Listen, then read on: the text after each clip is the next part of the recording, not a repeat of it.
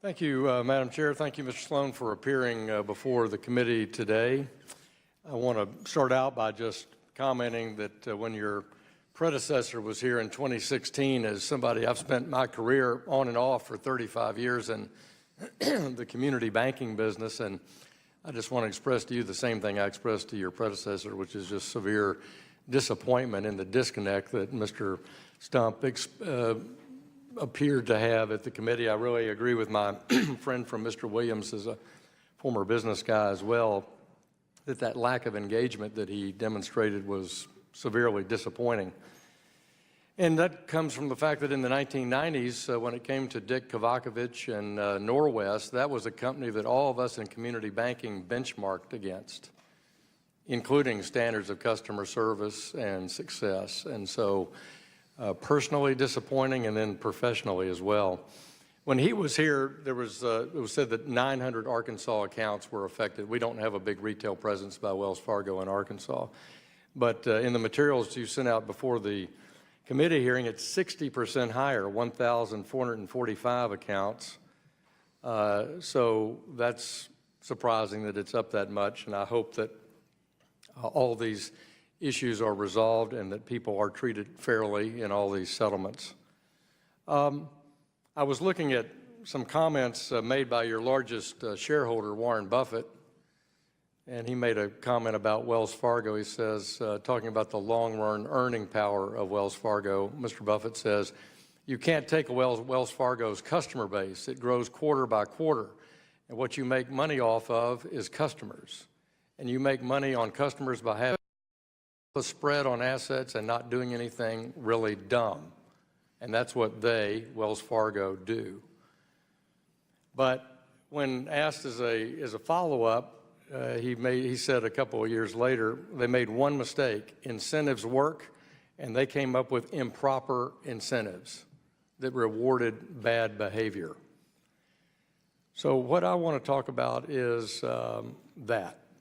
You say you've changed your incentive system, which is at the heart of this issue, whether we're talking about the mortgage bank or the wealth management group or the consumer bank. What is your use of independent secret shoppers at all your locations nationwide? How much money do you spend on it? You have an independent third party doing that, presume, in addition to any internal audit things. Tell me about that. Yeah, so we do two things in our retail bank to check how our team is responding to customer needs and desires.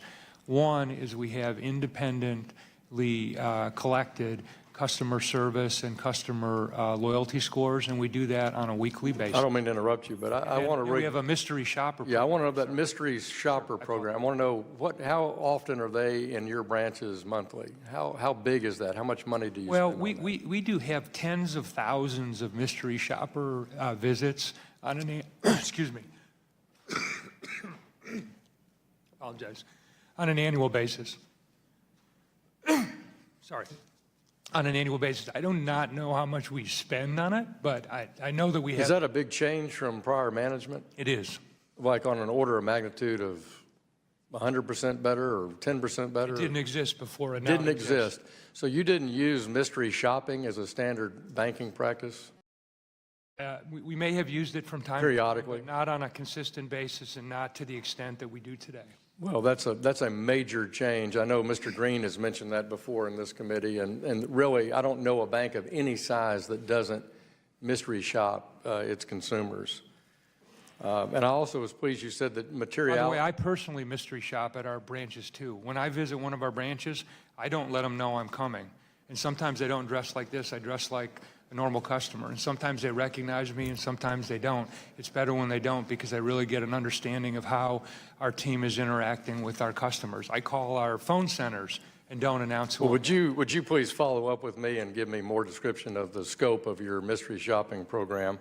And I'll just conclude, Madam Chair, with Buffett's testimony before the Congress in 1991. If you lose money for the firm by bad decisions, I'll be very understanding. If you lose reputation for the firm, I'll be ruthless. I urge you to be ruthless, Mr. Sloan.